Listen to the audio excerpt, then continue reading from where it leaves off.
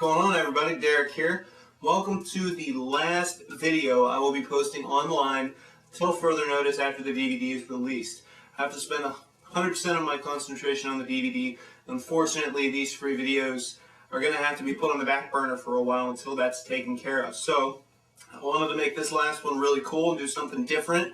All the videos we've done so far have been technique-based. This one will not be technique-based. This one is musical expression, okay, and using our instrument to express ourselves. Now, teaching musicality and expression to young drummers can be extremely difficult because it's hard to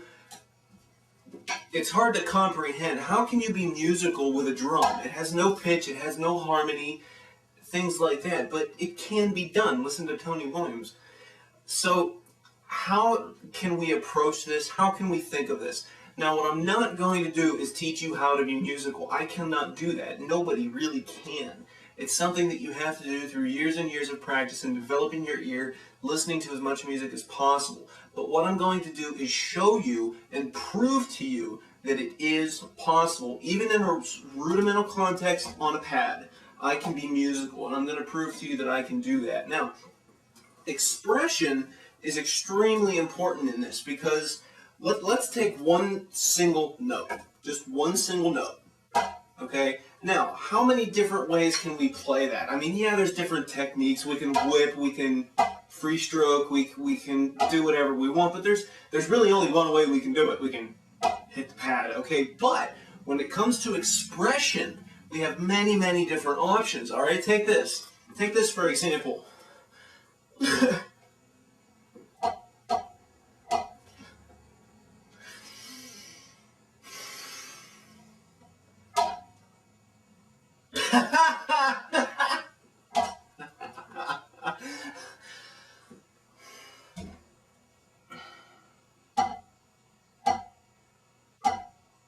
Okay, now all I did was hit the pad. That's all I did. I didn't do any rudiments. I didn't do anything. But with those facial expressions and with that kind of expression, all of those notes sounded different, didn't they? Now that is expression and musicality. That is what we need to get across to our audience members, okay? Not only during the song, but during our solos and things like that. And what I'm going to focus on is solos, a rudimental solo on the pad, just to prove to you that it can be done anywhere, okay? Now, what I have done is I have written a little solo, again, on a sheet that will be available with this download. And a real quick background is I was watching a zombie movie last night. If you know anything about me, I love zombie movies. Horror movies in general, but zombie movies rock my world. George Romero rules, all right? I was watching a zombie movie, I was listening to the soundtrack, and I got a light bulb went off in my head, and I thought, how about I construct a solo based around the idea of a zombie movie, around the plot of a zombie movie. Okay, now this sounds really strange, but I'm gonna show you how it works, all right? What I'm gonna do is I'm simply going to play this solo as written, all right? Just so you can hear what it sounds like by itself, with very little expression, with very little anything, just the notes that are written on the page, all right? And here's what it sounds like this. If you have the page, follow along. If you don't have it, print it out or just watch or listen. It sounds like this.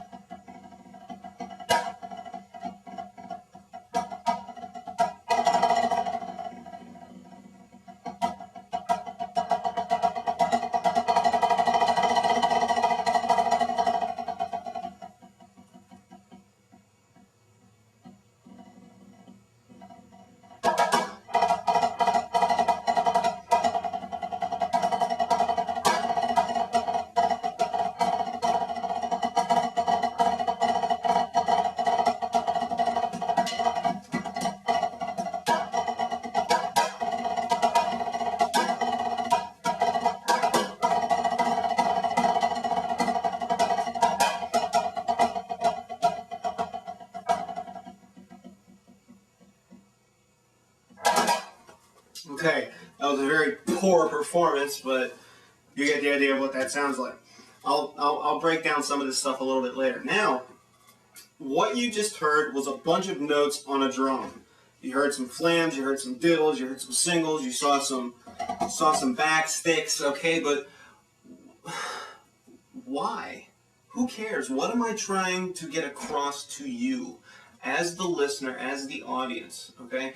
And this is where the zombie motif comes in, okay? If you look at the paper, I've written all over the place just little tidbits, okay, of different things.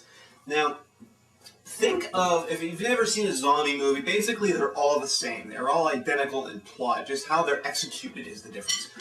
Starts off with everything's nice and peaceful, everybody's calm, everybody's happy, and then something happens, the first zombie comes out and starts going crazy, and that's usually what's called the first attack. Then, you know, people run away, and there's usually a little band, 5 or 6 of people who decide to fight back, and yada, yada, yada, and over the course of the movie, they get picked off one by one until finally the last one causes an apocalypse that blows up all the zombies. That's pretty much every zombie movie ever made, okay?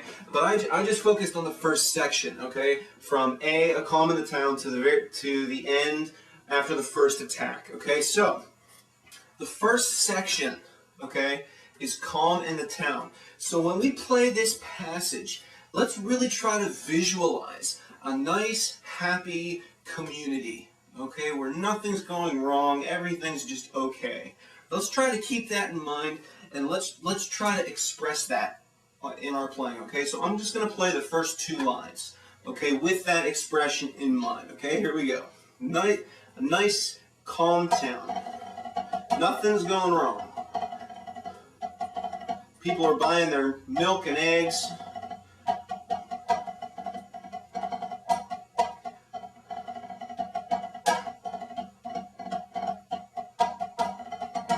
Okay, everything's peaceful, everything's just gently flowing and moving, and then the next line, all of a sudden there's a little bit of tension from the open to crush roll.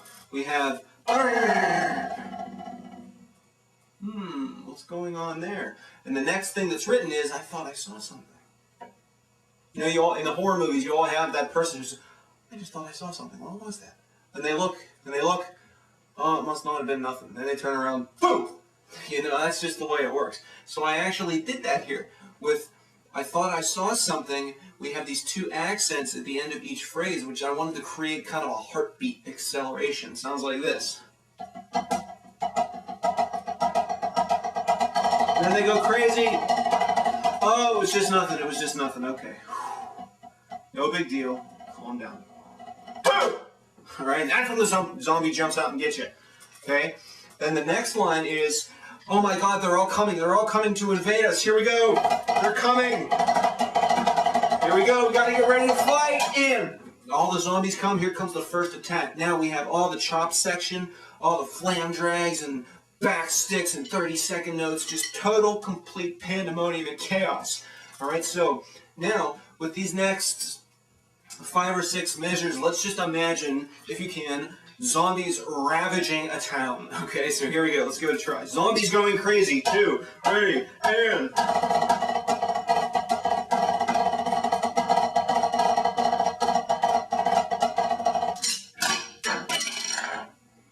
If you ever go up against a zombie, have a drumstick and just beat him across the head. It works wonders.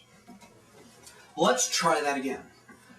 Zombies going crazy. Here we go. 2, 3, and...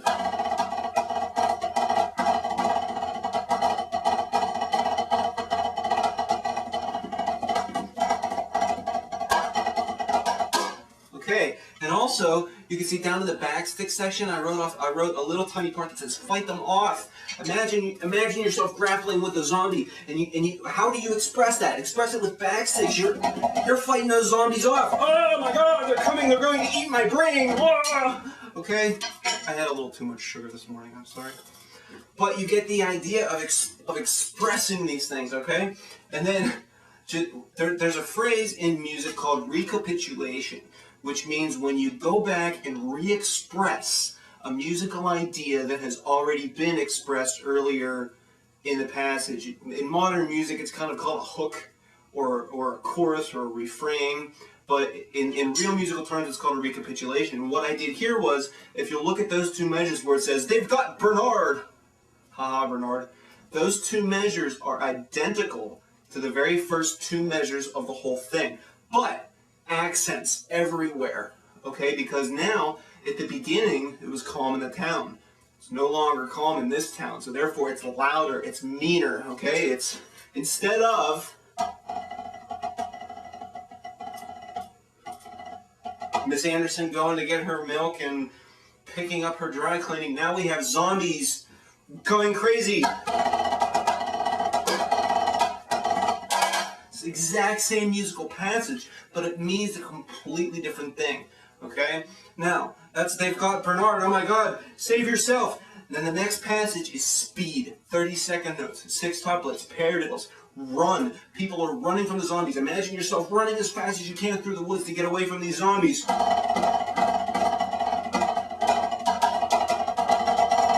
Or whatever, just going crazy. And then finally at the end, I think we lost them. Oh man, time to catch our breath. Calm down. Calm down. We lost them. So the very last beat there, the zombie comes back with a boo. So, the whole, where'd my stick go? Holy crap. The whole point of this is not necessarily the notes you can play. Yeah, there's some pretty difficult stuff in here, which I'll explain in a minute.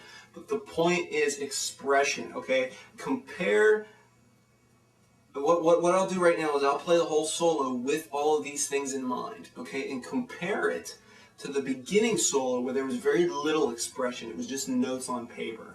Okay, so here we go. Let's try it. With the expression. Okay, so follow along and catch all of the little text indicators going on that kind of signify what's happening in the story. Because that's what we're doing, right? We're telling a story. So let's give it a try.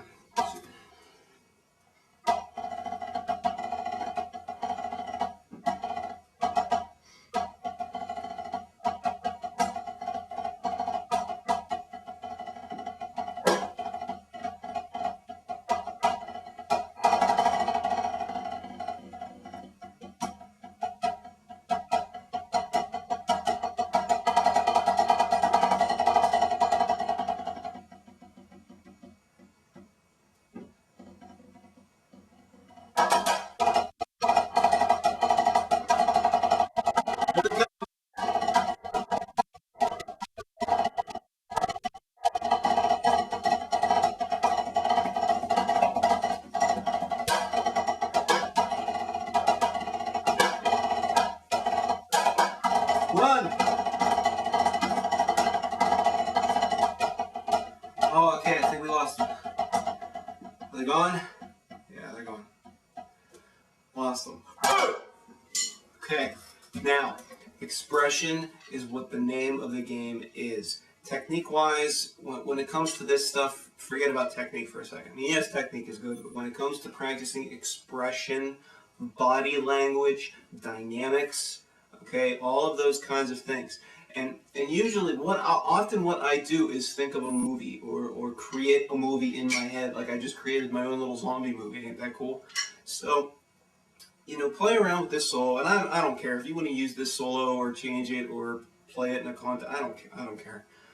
I'm not worried about copyrights or anything like that. So, let's real quick. Let's go through just for fun. Let's get some of the more a little bit difficult passages, just so you can get an idea of what they sound like. Now, everything's pretty self-explanatory up until the B first attack. Then that's when the chops really start to come in with all the flam rudiments and things like that. So that first measure sounds like this. Okay, we have a tap roll, a drag, a flam drag, then we have a flam and a drag on the same note, which is called a cheese. You know, so there's a lot of things happening there. Then next measure, 30-second notes into chut cheeses, which is a flam followed by a cheese. Measure sounds like this. Okay, and the next measure is kind of weird. It uses an inverted sticking at the end. It sounds like this. Okay, that 5-stroke roll starts on the left hand, even though it's coming off of the left hand, so be careful on that. Now the next section is a lot of fun, the backstick section. Everybody loves backsticks. Now the first part's pretty easy. It's just your basic backstick pattern. Right, left, left, right, left, left, right, right, left, right, right, left. Okay, now the next part is pretty tough because it's quick, but the actual pattern itself is very simple. It's just singles, like that. And what you want to do is the beginning of every one, backstick your right hand. As such. Just practice that for a while. Da-da-da, da-da-da. And never, ever, ever lose this. Okay? One. And then, all you do is add the left hand, which is the backstick is the very last note. Ba, ba, ba, ba, ba, ba. Okay? 1 E and 2 E and. Think of it that way.